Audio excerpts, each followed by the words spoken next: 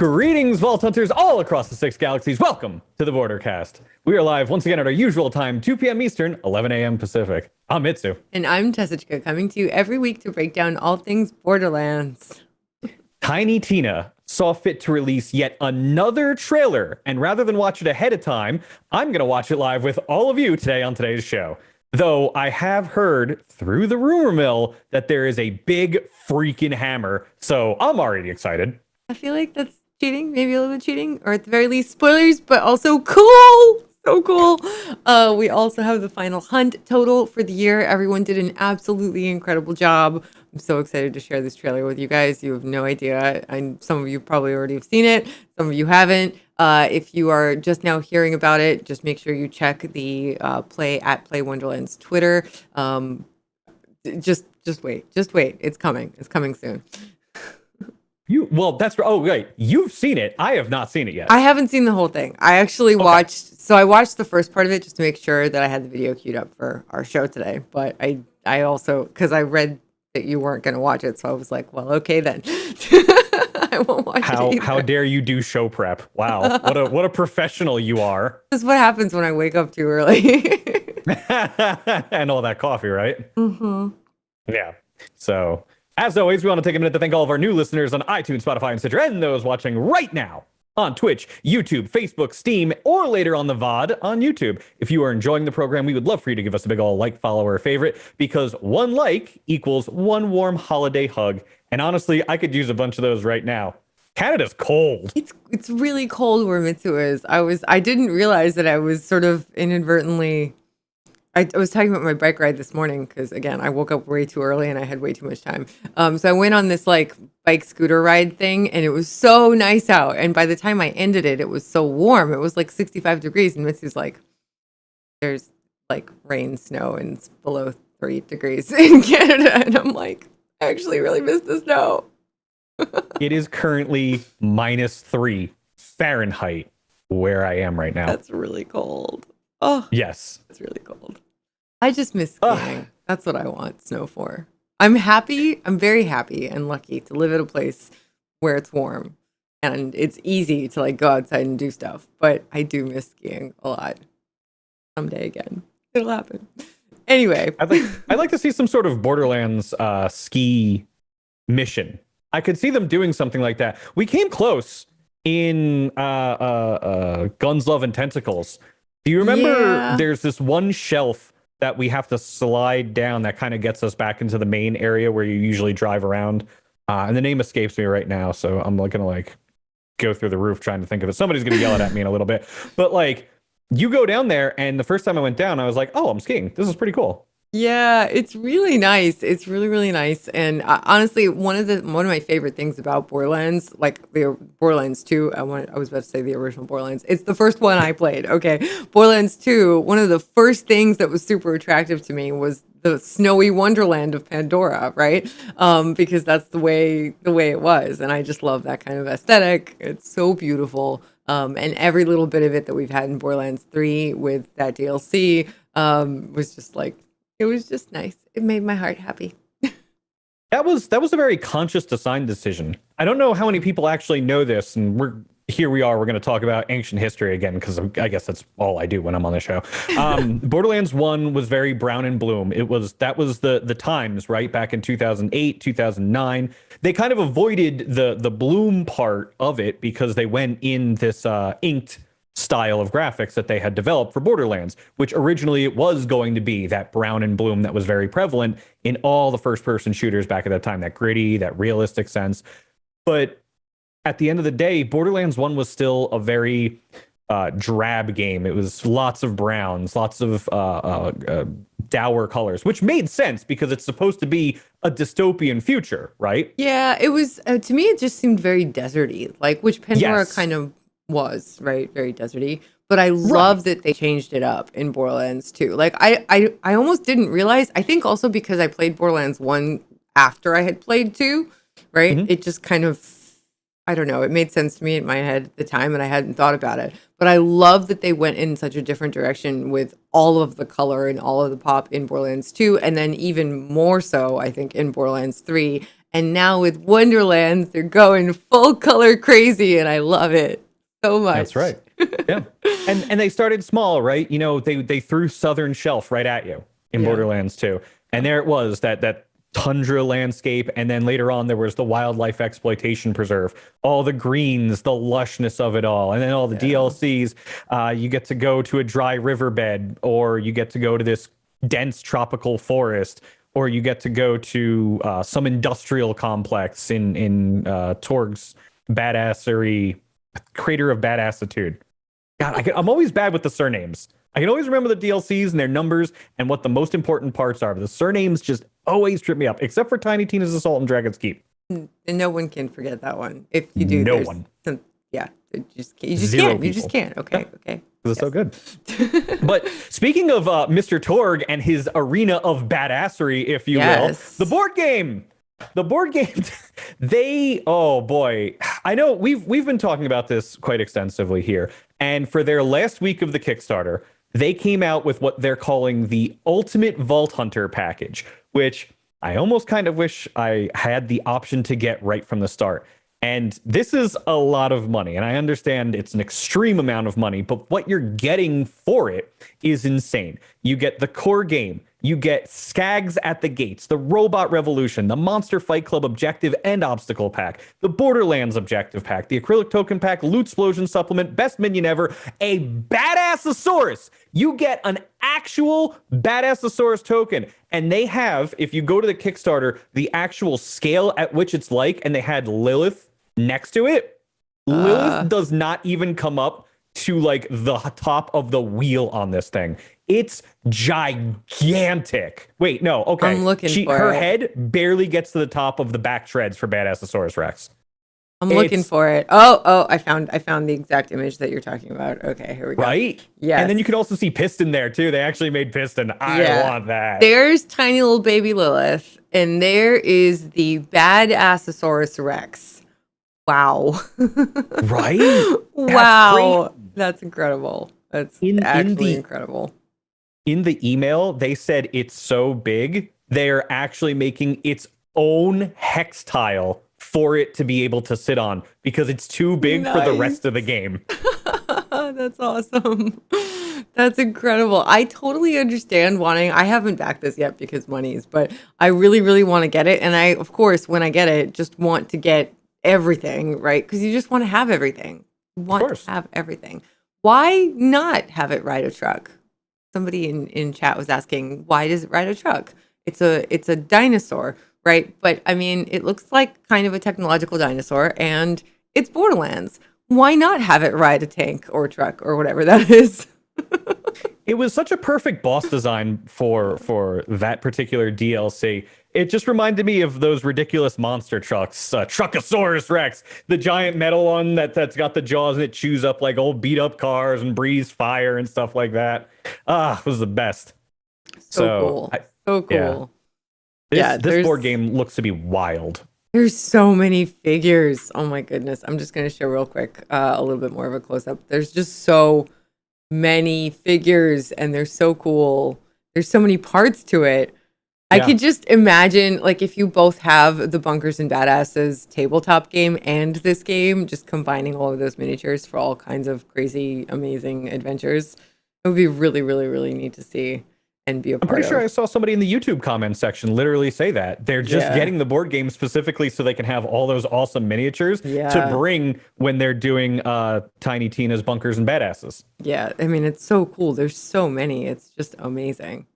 Absolutely and they're so amazing. Detailed to what they should actually look like the Claptrap Robot Revolution ones. Each one of them is insane, the amount that they put into actually putting these together. I hope they look like this in the finished product, but I don't think that they wouldn't.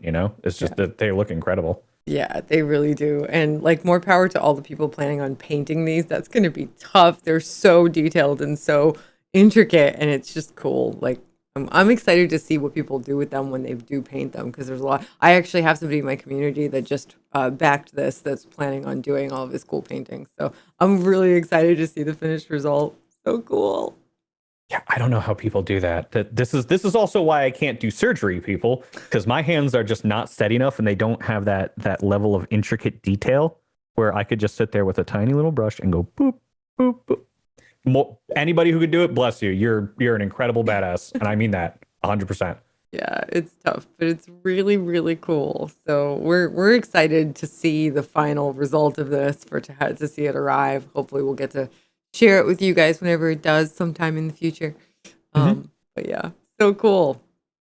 Yeah, and what is that? I think the last email I checked, I got from them. I have to be sure. I know they want Gage. Gage is one of the ones that's supposed to be coming out very soon as part of it. I think that's at 1.3 million. Yeah. So get in there. Don't waste time. There's a lot more unlocks, and a lot of the unlocks that are coming at this point are all free unlocks. So That's Zane was cool. included. Digiclone, I think, is now included too. Roland was included. Now we're looking at Gage, and everybody loves Gage. Come on. That's so cool. That's incredible. That's absolutely incredible. So yeah, I'm moving gonna on have from to that, dig into my couch cushions and find a way. you gotta, even if it's not the full thing, right? Yeah. Like even if you go like true badass, or even just like the arena play, just so you can get the game to just have the game. Because I was reading over some of the core mechanics and everything for it. The game seems like a lot of fun. Yeah, it just looks really cool. We'll see what happens. But yeah, if you guys are interested, it's really, really awesome. It's on Kickstarter. It's the Mr. Torg's Arena of Badassery. It's the best name ever. Just putting that out there. It really kind of is. I imagine you'll also have links to it in the podcast description below and everything like that too. Yeah. Yes, we will. So it's fantastic. Ashley Birch and Will Arnett showed up at the Game Awards, which was really, really super cool. And what they did while they were there is actually had a bit of a gameplay reveal of sorts. But one of the things that I noticed is there wasn't yet a UI. That was my only kind of point of concern, but you could actually see the first person action, people doing things. I imagine the trailer that we'll look at later will probably have very similar parts to it too, where we'll get to see stuff like that. Yeah, we could show. Do we want to show their little 2-minute thing? Do you want to show the one from the Game Awards first? Yeah, we can. Yeah, I'd love to. I thought that trailer was great too. So all right, here goes.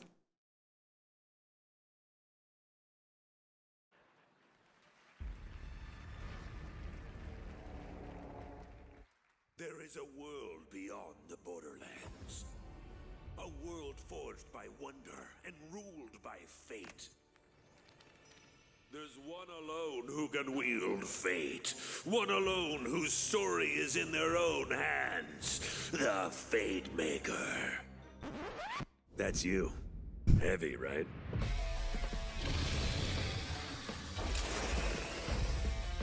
You seek passage. I can aid you. I am Valentine, gallant adventurer. The scary stabby one is Fred. The undead fall beneath our blades. Ah! I'm sensing some real evil vibes this way. Now follow me. A beautiful body indeed. And full of power. I'm invincible! Looking bad. How do we win this? We attack together for the queen! You'll never get this sort of soul, you idiot! You want to fight? I'll give you a fight! That's a big boy. That's a big, big boy. Sisters, I believe we have found our champion. Oh, listen to me, lip-flapping while you could be off adventuring. Tina, you left a cheese curl on the board. Mayhaps it is a powerful ancient meteor, and it begins to rise from the ground. This isn't a blessing. It's a blasting! Hold on. What game are we playing here? We're playing Bunkers and Badasses, baby!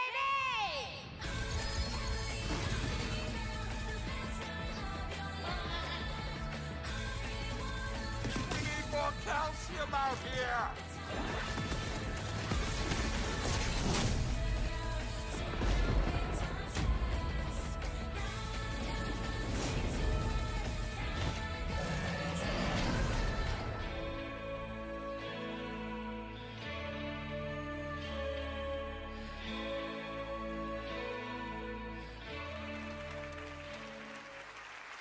That was so cool. It was so Right? cool. Oh my God, that trailer was really good. I was like sitting in my chair just going like, "Oh my God, this is the coolest freaking thing ever" when I saw it live at the Game Awards. Amazing, amazing trailer. Now, I wonder if the lack of UI is something, okay, so this is pure speculation, but I wonder if that's actually a feature we'll have in Wonderlands, because this is something that we've like complained about almost in Borderlands, where the fact that we can't turn the HUD off, so we can't play hide and seek. So I wonder, that's totally what this makes me think of. Like maybe there's a mode like almost a photo mode, but where you can still play without the HUD.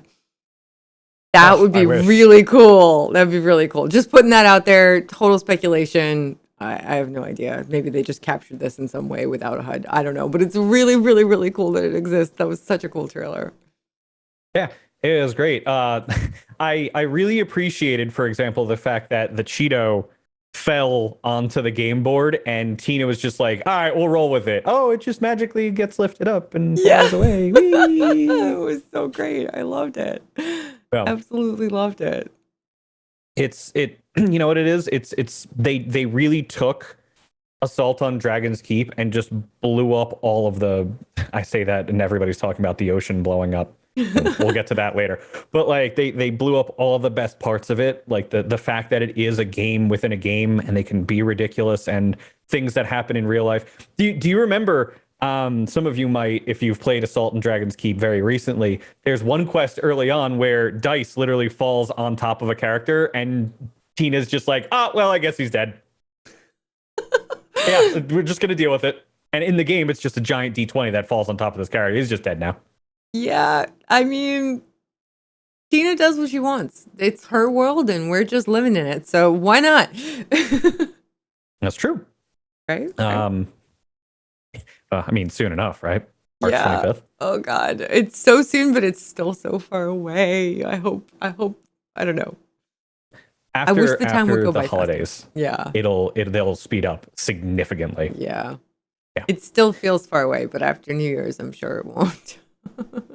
Or maybe the anticipation will just get worse, but eventually it'll be here soon enough. True. I can already see chats like all ready for the trailer. So let's zoom through the news and then we'll do the hunt last actually and switch things around a little bit because I know everybody wants to see it and I promise we will get to it. But before we do, real quick, Maurice's vending machine has moved once again. Where is Maurice.com for more if you forget that what we're talking about right now. This week it is Eden 6 at the Voracious Canopy featuring the Hellfire, Lead Sprinkler, and the Messy Breakup, which is a fairly good offering except for the Hellfire, but I have my personal grudge against it, so that's a completely different situation. Do you happen to have this available? Jesselyn Cupcake made a really cool sign for Moxie's Bar. It's super neat. So this is, right? I think is this going to Killer 6? Yes, Killer 6 has this, and I believe he's installing it in his studio. It looks like it's in the game. Like maybe it's just the lighting in this picture or what it is, but like she did such an incredible job. This looks like a real thing in the game. Like it looks like a picture for real life from within the game. It's amazing. She did such an incredible job. It's so beautiful. Wow. It literally looks like something like I'm just imagining what, like, for example, the movie set would look like. This looks like something that was a professional grade movie quality project. Absolutely. That you could actually take and put it on screen for something. It was incredible. So cool. So incredibly cool. And of course, once again, Ariana proving why she is the best choice I've ever seen in the history of mankind for Tiny Tina in the silver screen. She posted a couple pictures hanging out in this year's The Hunt merch. They're so cute. Also, she got hers really fast. I don't even have mine yet. So cute. So cute. These two pictures. And she tweeted out The Hunt too and the website. Ariana Greenblatt, who plays Tiny Tina in the upcoming Borderlands 3 movie, or Borderlands movie, sorry, not Borderlands 3. But yeah, she's just amazing, and she occasionally watches our show, and we're so honored that she does that. And last week when we were, or 2 weeks ago, I think, when we were talking about The Hunt, she actually tweeted out the website for people, and she evidently got some really awesome merch, and It's just really sweet to see that, and she's literally like she embodies Tiny Tina, and it's so cool. Yeah. That website. Oh, sorry. We'll talk about the hunt more a little bit later, but just in case you want to check out the website and the deets, it's bl3hunt.com. You can still donate if you want to, or purchase merch, and it still all goes to St. Jude's, which is super cool. Just saying. And we had a shock winner, so that's the tease for you to stick around after we talk about the trailer, which we're going to do now because you've all been waiting for it. So, Tiny Tina saw fit once again to release yet another trailer, and this one came as a gigantic surprise because the Game Awards was literally last week, and we had a trailer there too. But this time, 2 more classes are featured, and I actually have their names in the notes, but I'm not going to say them because I want to watch it and experience it with all of you. Tess, if you would be so kind to take it away. Without further ado. Welcome to the Wonderlands, your one-stop shop for bullets, broadswords, and blasting the butts off a wave bulbous baddies.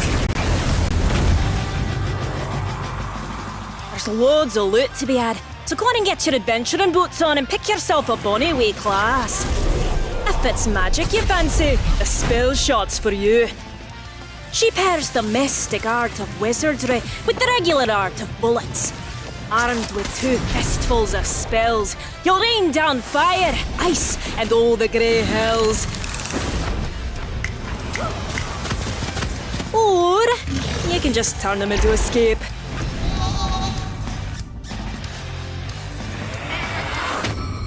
But if it's a hammering you're after, a hammering you shall get. Clawbringers come from a proud and ancient order of warriors. But more importantly, they've got a cute wee dragon who follows them everywhere. With one mighty blow, they can clear out a room quick as you like. Or hurl their hammer like a vengeful god. This part is when they pull it comes flying back. Zip!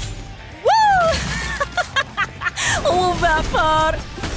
But that's just a peek at the many delights that await you. Come and get it!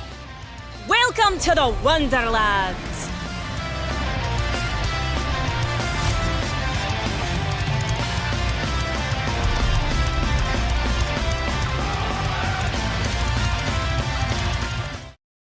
Okay, that was actually incredibly freaking cool. Both of those classes look amazing.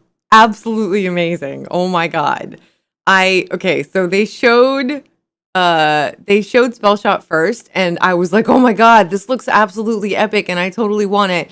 But then Clawbringer, not only does it look incredibly badass, but you get a dragon pet, and you can throw the hammer at people. I mean, oh my god, they both look so cool.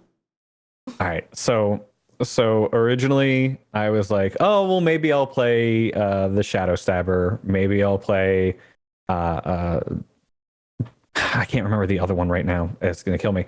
But the two first classes, they look pretty interesting, but it didn't quite captivate me. Oh, Berserker, thank you. Yes, the Berserker. But you can see, like, it didn't quite captivate me as much as Clawbringer absolutely did.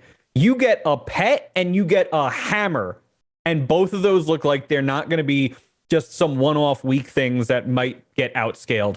Those looked incredible. The fact that you can throw the hammer, it does AoE damage, and it comes back to you, and then you can just use it in your attacks. Like the overhead smash like that, I love hammers in video games. Tons of other ones I can think of where I used to play two-handed hammer, one-handed hammer, a mace, things like that. To be able to do that in Wonderlands is going to be phenomenal. I have it right here in my notes.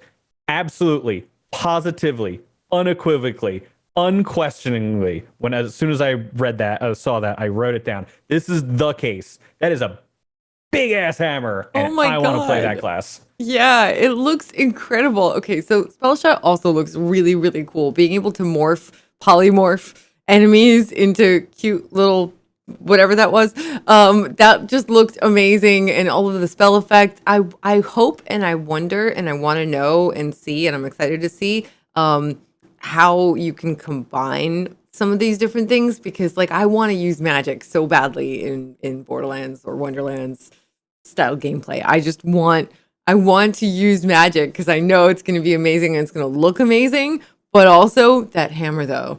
I mean, and a dragon pet. A dragon pet. Like, So it doesn't get much cooler than that. you know, when you mentioned the fact that it has a pet, in my notes while we were watching, I was like, well, why do they call it the Clawbringer? Oh, I get it now, because the pet's the claw. Yeah. There it is. Okay, now it makes a lot more sense. So cute. The skeeps are super cute too. Yeah. I'm assuming we don't have to kill them once we turn things into them. They just like run around and scatter.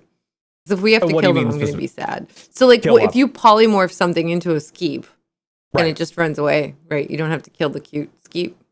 I'm Oh assuming. boy. All right. So this is going to be a really big point of contention for me here.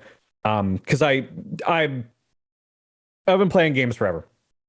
And when you polymorph something in a video game, there's rules typically to how transmutation of a character goes. It is crowd control, and typically crowd control is designed in a way where you don't break it. You don't break crowd control, because if you do, then the crowd control wears off and the enemy's back again. So I'm wondering here if there's going to be some sort, because Borderlands, and I imagine Wonderlands too, has a lot of incidental damage. There's splash damage, there's chain lightning damage, there's just in general, when you're firing a weapon, for example, you could be firing something that's got a bullet spread that literally takes up half of the level. Now, if you skeep something, that's going to be really fun to say going forward. If you skeep something, right, and it gets polyed, and then just incidentally you happen to damage it, and then that breaks the CC immediately, because that can happen. Anybody can do that, Yeah. especially when you're playing with 4 people. That basically invalidates an entire action skill, and that's where my big worry is. That's my only worry with it. If you can poly something and just have it like kind of run around, and if it just gets incidentally killed, it gets incidentally killed, but it stays a skeep the entire time until it dies, I don't have a problem with that. It might be a little OP, but I imagine there's probably balancing factors. Yeah, So I I mean, do you want to could- hear a lot more about You it. could probably only do so many creatures at the same time, right? Or maybe for even only so long. Yeah. I don't know. I'm sure we'll find out more about the details of how this works, but let's just say the skeep are adorable, and They are. I don't want to have to kill them, but they're adorable, and I'll definitely turn people into them because why not?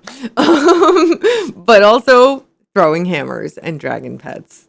Oh my god, they literally just keep like rolling out cooler and cooler and more badass things, and I'm so excited for this game. I can't even put it into words how excited I am for this game. I wish it was here already. It's gonna be so Yeah. good. This trailer actually just came out the gates, no pun intended here, but I guess we're just gonna do this, swinging. Yes. Because I didn't expect for them to go ambihextra style either. And now like I'm my questions continue to layer up as we continue to learn about what there's going to be. You have somebody who's going to be using magic with both hands, right? But if I recall, in Dev Diary 1, there was mention made that once you, I think, beat the game the first time, you will be able to kind of take on a secondary class. You won't be able to gain all the skills of that secondary class, but you will be able to gain some of the abilities and benefits of it. So it makes me wonder, we have Clawbringer. So you've got your hammer in one hand. If you prestige into spell shot, for example, does that mean you're only going to be able to use your left hand or your right hand, and then the other hand's going to be a spell? So what are you going to do about guns? Is magic going to be strong enough? Is the hammer going to be strong enough? Now we're getting into like core mechanics and scaling issues that I think the Borderlands series has kind of struggled with, that will really need to be resolved significantly here for the game to have longevity and still feel that difficulty without being overly difficult as you go forwards. Because like we know what happens, Salvador, when you dual wield Salvador, anything in this game, Salvador, he becomes a walking glitch unto himself. And we love Sal here, but we're very realistic about what that does to the game. So I got questions. Mental Mars just said that the secondary class is obtained about halfway through the game, and you can respec the second class once you beat the story campaign. So Interesting. So you'll be able to get the secondary class before you even finish the game, right? And then you'll be able to respec it and recombine things later. I mean, I don't know. It's pure speculation, right? But I would imagine it would maybe function like multiple trees. I don't know. But I mean, there's so many things that are still up in the air about what we don't like. We don't know what we don't know, right? So there's so many possibilities, and I'm sure that they will figure out the balancing because they always do. They figured out the balancing with Borderlands 3. So I'm sure that we'll figure it out when we get to that, but it just looks so cool. And I definitely hope that you can do things like combine magic use with, for example, the Clawbringer, because I want that big ass hammer, but I also really want the dragon pet because I mean, who doesn't want a dragon pet? That's so cool. But I also really, really, really want to use magic. And I also really, really, really want to be a Stabomancer. So Sabomancer, thank you. That's yes. what the other one was. Yeah. I just, I want to do all the things. So, I mean, I might just have to make multiple characters, but, it does sound like you can multi-class, which is really cool. I'm so excited. And you know what? I just thought of it now that I'm thinking back on the Berserker. It just occurred to me, Clawbringer plus Berserker. So axe in one hand, hammer in the other. Oh my god, that sounds OP. Yeah, can you throw axe and call it back to you like Stormbringer, or Stormbreaker rather? Wow. Where are we going with this? What are we gonna learn? And I feel like this is probably a good time to start talking about the dev diary that was released alongside of it as well. Hopefully that can actually answer some of the questions, because once again, I didn't read this in advance because I kind of wanted to learn everything alongside of everybody. Yeah. Why don't I start us off? So please. Sure. Dev diary number 2, friends, foes, and firepower. Get the inside scoop from the developers on our heroes, the big bad villain, guns, gears, and more. As the world's premier bunker master, Tina is keenly aware that a bodacious role-playing session is about much more than the setting. It's not enough to craft a whimsical realm like the Wonderlands and call it a day. A chaotic fantasy adventure means heroes banding together, epic weaponry, and powerful magic. Endless forces of evil led by a diabolical villain hell-bent on ruling the free world. Tina's got her capricious campaign mapped out, putting you smack dab in the middle of it all, as the fate maker who must save the queendom from certain doom. She's set the stage and the stakes, but you're the one who's going to save the Wonderlands. Pull up a chair for another installment in the ongoing series of Tiny Tina's Wonderlands Dev Diary articles, packed with insights from the developers who crafted every last detail of the Wonderlands. This time around, we're getting to know your fellow players seated around Tina's table. The big bad Dragon Lord standing between you and victory, and the high-powered weaponry that'll help you take him down for good. That's really cool. So this sounds like what we're going to be talking about a lot more is more character-driven than I think the first one, which was kind of like teasers of mechanics, an insight, just a little one into that overworld, which I want to just highlight that again real quick. That showing up in both trailers, specifically the first one that we showed earlier this evening, was definitely worth it. I say evening, it's still like afternoon, wibbly wobbly, timey wimey, whatever. So that was really good to highlight. So now I guess we're going to be learning about the Dragon Lord.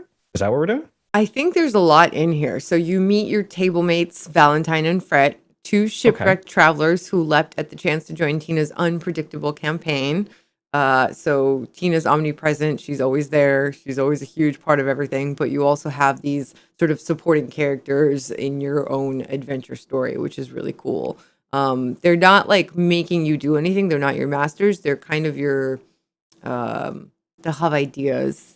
They're kind of helping you through. They'll have suggestions. They might even approve or disapprove of what you're doing, right? So they're kind of like fun ways to inject levity, a different way to have different dynamics between players and characters in the game, the players and the game master. They're just kind of your table mates, mentor characters. It's a very good way to put it in the chat. Thank you for that.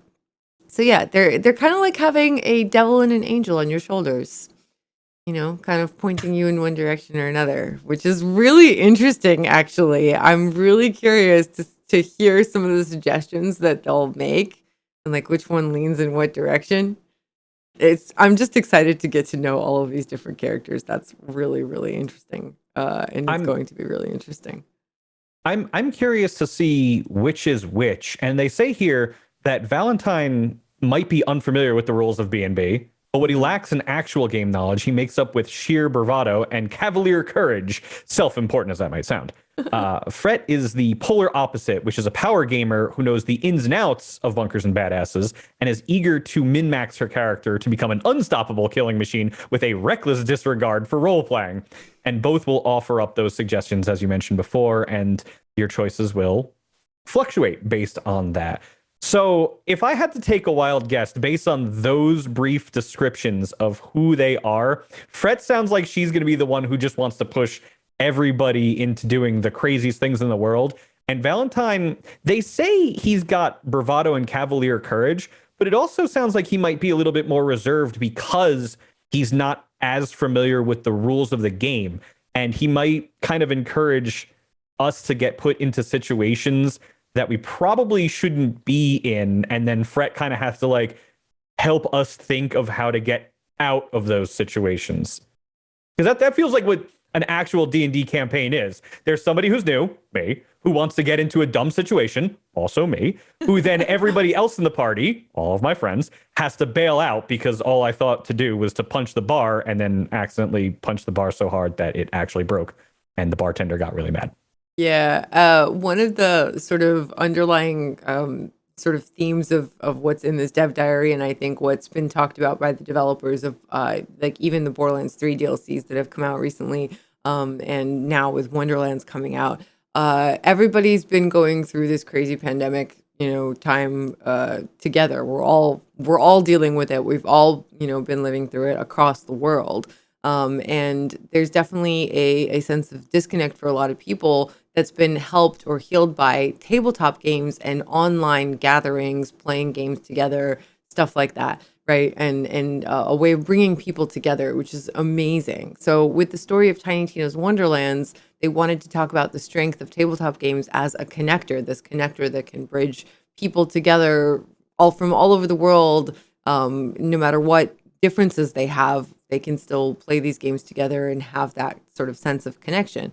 So with Tiny Tina's sort of tabletop, they can show our heroes as this group of friends who might disagree and want to do different stuff, but they're still playing the same game and they all want to experience it together. Having those conflicting goals sometimes results in stories that no single person at that table could possibly have predicted, which is so true when that happens. I think that happens at least it's happened in any tabletop campaign that I've ever been a part of, right? Because it's sort of the beauty and madness of humans is that none of us are exactly alike. And sometimes we think the same about things and other times we absolutely do not. And the way that, sometimes our ways of thinking and our communication skills are put to the test when we're trying to like do things together. Sometimes the result of that is amazing, absolutely amazing. I think a lot of the time, sometimes you clash and you might even argue a little bit, but the end result, because you're friends playing a game together or, people trying to accomplish something cool together,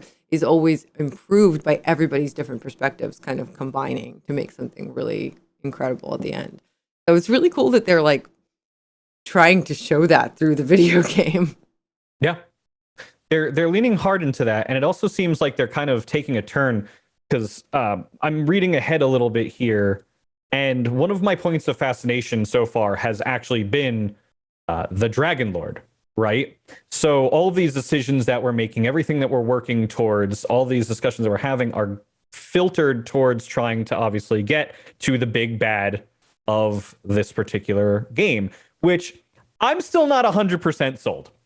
I know everything in the promotional material. I know every fiber of my being is saying that I should believe that the Dragon Lord is going to be the big bad, but I could see them doing some sort of twist where he's either some sort of sympathetic villain or he helps us actually beat something even worse at the end of the game. And maybe that's also just because I'd rather be on Will Arnett's good side than his bad side, because Will Arnett is a fantastic actor and he's really friggin' funny. But I'm just reading this here, and they say, what is it? Every great adventurer needs to test their mettle against a mighty villain. So Tina's pitting you against her most tried and true big bad, which she calls the Dragon Lord, a powerful necromancer with a serious chip on his shoulder. Proverbially, of course, his miniature is actually in pristine condition. The Dragon Lord is a lot of different things. At first, he feels like the world's most generic villain, which it's funny Sam says that, because I don't think I've ever seen a Borderlands villain ever be the world's most generic villain. Yeah, I mean, he's Right? the Dragon Lord, right? Like he's kind of the opposite of generic in a lot of ways, I think. But he is kind of like an ultra villain, right? So I guess in that way, I could see how you would put him that way. I don't know. I mean, I think he's an interesting character. I'm excited to learn more about him. And it seems like Sam is saying that Tina has a lot of conversations with him almost, right? So like he's a character that we're fighting against, and she's our bunker master, but she talks to the Dragon Lord and he talks back to her apparently. And they kind of butt heads. So it's a little bit of him having conversations with the characters that he creates, which is such a cool thing as any kind of content creator that, evolves characters. Because sometimes the way you talk about them in your head, it's almost like they're your friends, right? And it's really interesting way of thinking about it. And it's really interesting that like almost fourth wall is a little bit broken in the game. I like that they're doing that. Cool. You say fourth wall, but how many walls are there really in this? Because when you think about it, you've got a game within a game that is being self-referential to both things that occur in the universe of that game and things that occur in the universe of that game. Okay, I'm lost now. We're now on we're playing like 8D chess. Yeah. when you think about the writing that actually needs to go into this game, which hurts my head. So what is it? And then, they continue in the dev diary. For all the times that Tina helped adventuring parties clobber the Dragon Lord and foil his schemes, he's still determined to break the cycle of defeat and flip the table in his favor. And they say they wanted to be sure that it makes sense why he's a villain in this world, and the turn on that was giving him a little bit more self-awareness, because he's one of the few guys in this world that recognizes, hey, I'm part of a universe, much like you said. He has this contentious relationship with Tina. And man, that is going to be really, really fun to explore. But you have to be very careful with it. You can't go too meta, because when you do that, you start to realize that there are no actual stakes. And in order for people to be emotionally invested in something, there still has to be something at stake. Anything. It can't just be, we want to win a game of bunkers and badasses, So that's a video game thing. Obviously, if you're playing, you can establish whatever goals that you want in a game like that. But storytelling is very difficult. So I want to see how they actually get us hooked in and keep us engaged when there's so many different levels to what we're actually doing.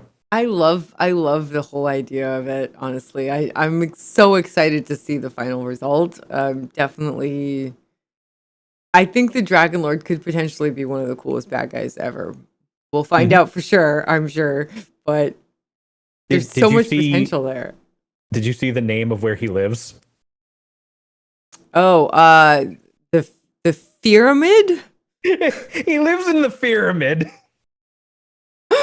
That's such a Borderlands thing. I love it so Unbelievable. much. It's so great. It's so great. If you want any hope of ever making it to the Dragon Lord's domain atop the pyramid, you're gonna need guns, by the way. Lots and lots and lots of guns and spells and cool items to get you through, right? So apparently there are death-stealing snowflakes. Interesting. That does not surprise me. Yeah. There's so many things in here. It's amazing. Absolutely amazing. There's so many things that are over the top and so many things that are just incredibly cool. Chief among the many gun variables is its fantasy manufacturer. Wow. So they're going to be fantasy manufacturers of the guns. That's cool. Each with its own iconic trait, like high rates of fire, huge explosions, or alternate modes of doling out destruction. Very nice. There's gun rarities. The better the gun, the more likely it'll have added damage types. That's cool. There's a particular firearm trait that's a favorite among the developers. Something that embodies the chaotic fantasy of Tiny Tina's Wonderlands. There's a crossbow attachment for pistols, assault rifles, and sniper rifles. So you have a gun that has a crossbow attached to it? What? That is amazing. That sounds amazing. How's that going to work? I have no idea, but I love it. Okay, does that mean that there's going to be upgrade slots on certain weapons, and then if you get like a crossbow attachment, you can actually just slap it right on like that? Because this doesn't seem like a one-off. They only described 3 out of 7 or 8 different type of weapon types. Rocket launchers certainly should have something. Submachine guns should have something similar, right? Yeah, I mean, so it's an attachment for 3 specific kinds of guns. So there have to be other attachments for other kinds of guns too. Which ideally, yeah, right. Oh my god. Yeah.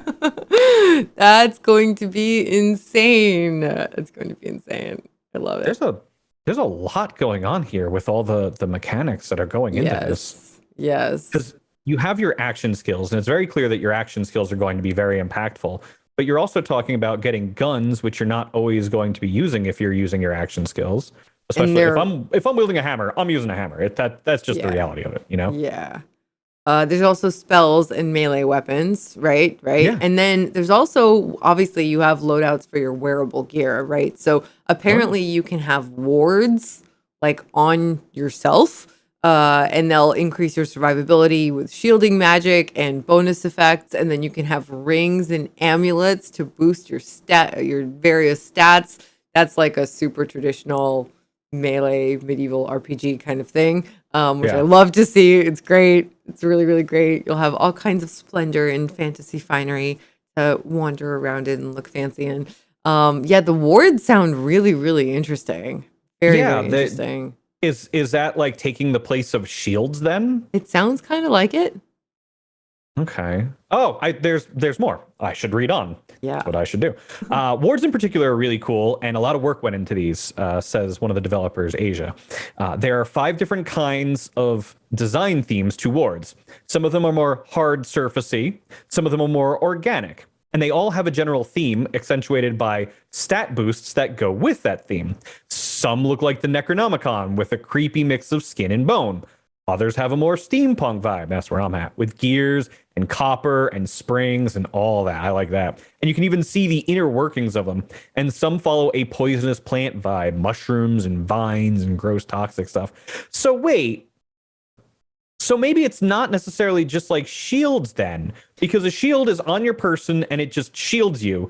A ward almost sounds like something that you're going to like throw on the ground and it's going to have some sort of area effect. You stand in it. Maybe. Well, I can't imagine that because I feel like it would have to move with you, right? Because I mean, Borderlands and Wonderlands, based on the trailers, they're both very like your character's pretty mobile, right? Which is a good thing. I love that about these games. So I mean, you can like so in Magic, in books and TV shows and books and other games and things like that, wards are usually things you can attach to like items or like even tattoos or places. So you could definitely do like a building. They're usually attached to something. So it sounds like a ward is something that you put on yourself somehow. Maybe, I don't know. I have no idea. But the way that they describe it, it sounds like something that has an extremely visible component to it. And shields in Borderlands, while you could see them on your person, they were strapped to your hip, and you could look at somebody, and if you knew your shields, you could be like, oh, that person has a bee. This person has a turtle. This person has just a plain old generic white shield. You know what's there. This person has a big boom blaster. You can tell. So is it going to be just another hit placement thing? Because the way that they're describing it, they put a lot of work and a lot of thought into making sure that every different ward had a very distinct and specific vibe. Is it going to change the way your entire character looks? Maybe. Yeah. I mean, that sounds really cool to me. Like the poisonous plant vibe one, mushrooms and vines and toxic stuff. Sounds very necromancery and cool. That one's very good for summoning mushroom butt whenever you need it. Yes. Oh my god. I got it in there. So cool. There it is. So cool. It's really interesting. I'm excited to see it. I'm very interested to see what all of this actually looks like. There's a ton of attention to detail, and it extends to all aspects of Wonderlands, especially when it comes to spell casting effects, which is another really cool thing. Like, this is why I'm just so excited to play any kind of spellcaster, whether that's like a secondary skill set that my character has or the main one. And I feel like probably a lot of us will make a variety of different characters so we could try everything. But I feel like I always want to have at least a little bit of magic because it's magic, right? And so the effects that they do go through many iterations. Very rarely will you see something on screen that was just made once. Okay, that makes sense. Says Ashley Lenz, lead FX artist on Tiny Tina's Wonderlands. Being able to hit that wow factor of I want to throw this out and it's going to be cool every single time I see it. That awesome spell probably went through 4 or 5 different rounds of feedback from the entire team. So they've really, really like fine-tuned the super cool effects of all of the spells and stuff like that. I'm sorry. While you were in the middle of talking that, I got an email once again from the Kickstarter. And if I'm reading this correctly, they've already unlocked Gage. Oh my god, that's so cool. I will get back to the dev diary. I apologize because I just got this. There's a boxing champ claptrap, a fire ant centurion, a strongman claptrap, a jabber sidekick for Flack, which was also unlocked about this time last week, Gage herself, and I love this one, a loot goon Goliath. Oh my god. Dude, everybody, if you're listening, just get the board game. I swear. Incredible. Like what a cool game it's gonna be. Yeah. Yeah. So the spell effects sound like they're going to be wonderful. It's funny. I was thinking how cool it actually looked when you threw the hammer out for Clawbringer. The AOE lightning bubble you could see around it, and of course the jibbing that you could see when everybody's giblets go because you made that happen because hammers do that. So cool. So cool, man. It just sounds like there's so many really, really cool effects. I did just put a link to the dev diary into the Twitch chat. Thank you so much, Sheriff Pyrek, for giving me that link because we're reading from a different place. But anyway, yes. I will also put that in the podcast description section. So if you're listening to the podcast and want to read the developer diary for yourself, the full thing, it'll be there.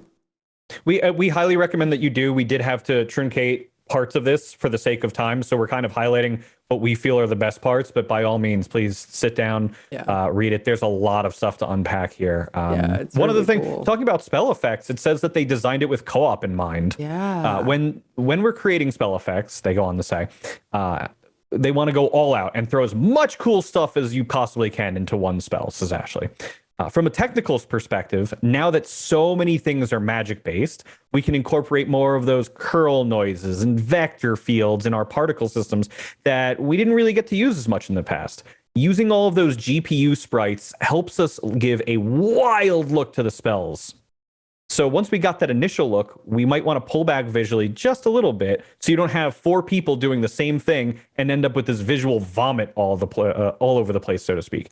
You've got to find the balance of, does this look cool versus will it play? And then it's not said here, but I also imagine, will it work on everybody's system? Oh, I'm sure it will. Of course, yeah. They always make sure of that. But yeah, I mean, there is definitely such a thing as too much on the screen, like too many effects, to the point where you just don't know what's going on at that point. And so it's really cool that they are aware of that, obviously.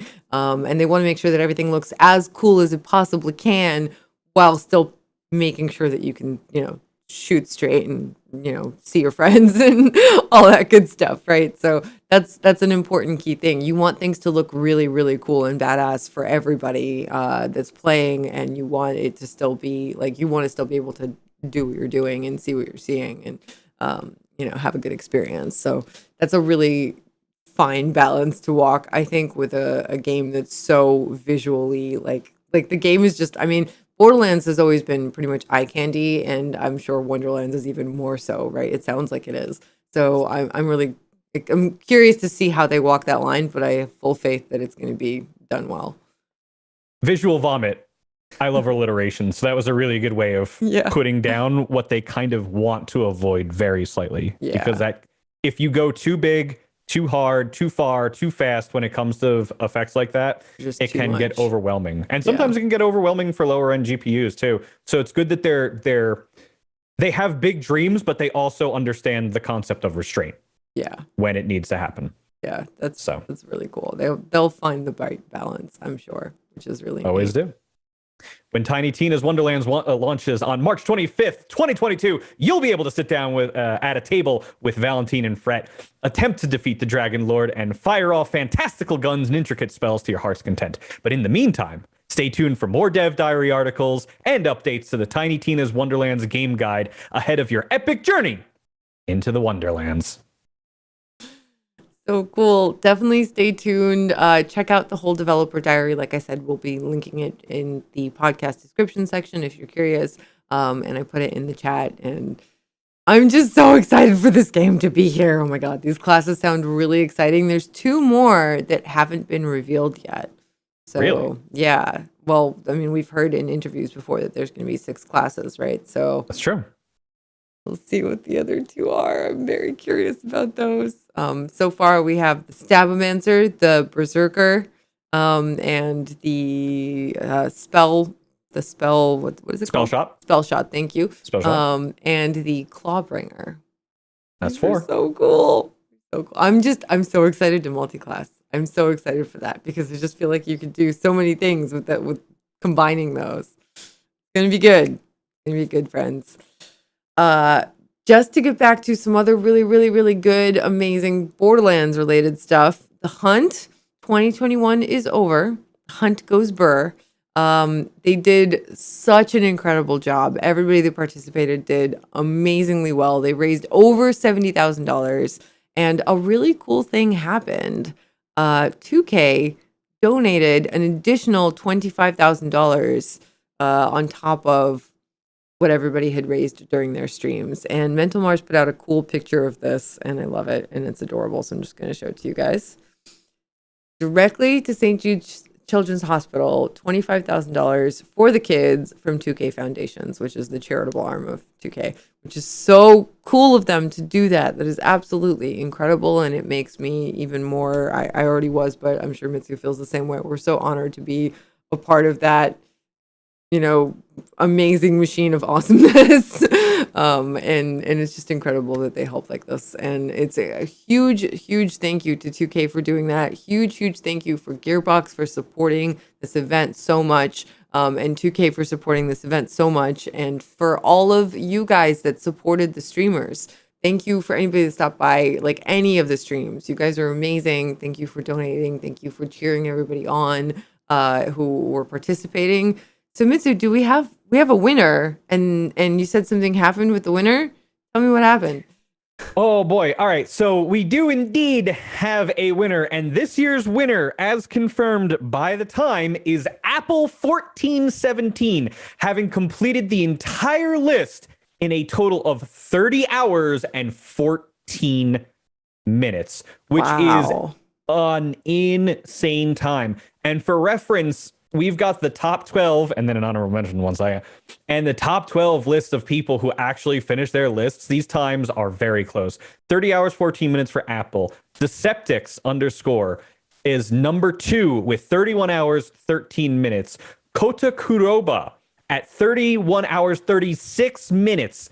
So what was that? 23 minutes separates second and third place. That's crazy. That's how close these times actually are. And then an hour between Deceptix and Apple, but that's still very close. Filthy Eagle, who I believe was the first to actually complete it, was in 4th place at 40 hours and 53 minutes. I was actually kind of sure that Filthy was going to take it. I'm a little sad. Brock 31 at 41 hours flat. Swin Law at 41 hours 46 minutes, Sublime Nal Re at 42 hours 36 minutes, Be Flattened at 43 hours flat.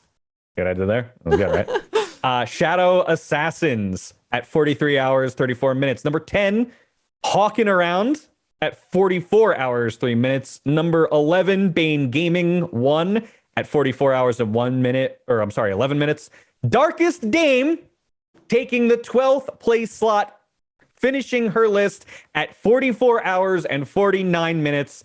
And an honorable mention to unlucky 13th place, our very own Mystique Siren at 929 points, just shy of 934. I'm so sad. But still, that's so good. It's so good. It's amazing. You guys all did amazing. And everybody else on this list, there's a ton of people that submitted that did such an incredible job and raised so much money. So much money. Over $70,000 between all of the donations and all of the support from the companies and all of the support from people buying merch and everything. And that is even more than last year. And it's incredible. And I hope the hunt returns with the Wonderlands, because that's going to be really cool to see.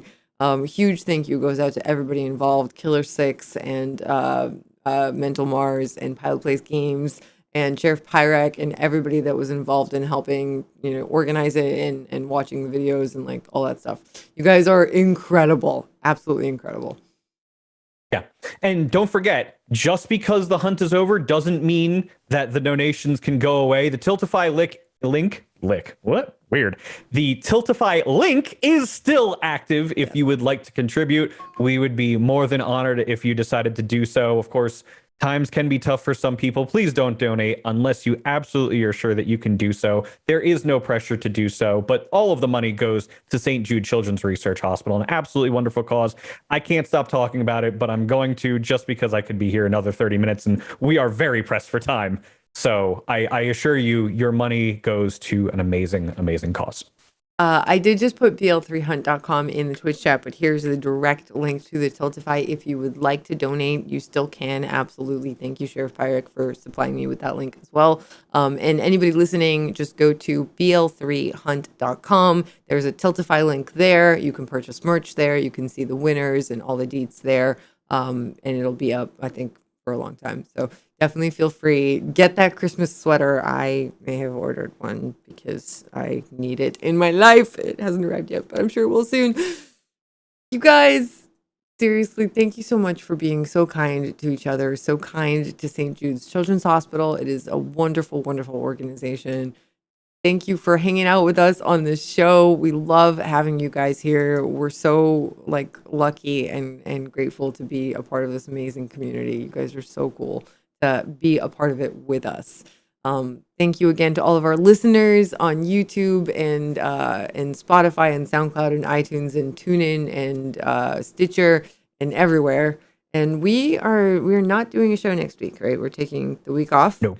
For the holiday. Yeah, your boy loves Christmas. It is my first favorite or second favorite holiday, depending on how I'm feeling about my birthday every year. So I don't want to work on Christmas, and I don't think anybody else does either. So we'll take a break and we'll come back. Yeah, we'll be back for a very special end of the year show because it's the end of the year and we like to party it up with you all. So it's going to be a big blast. It's going to be cool. Yeah. And so let's talk about that for 30 seconds, maybe even less. I love end of the year shows. Holiday shows are something huge. Tess and I love putting on a big production kind of thing for it.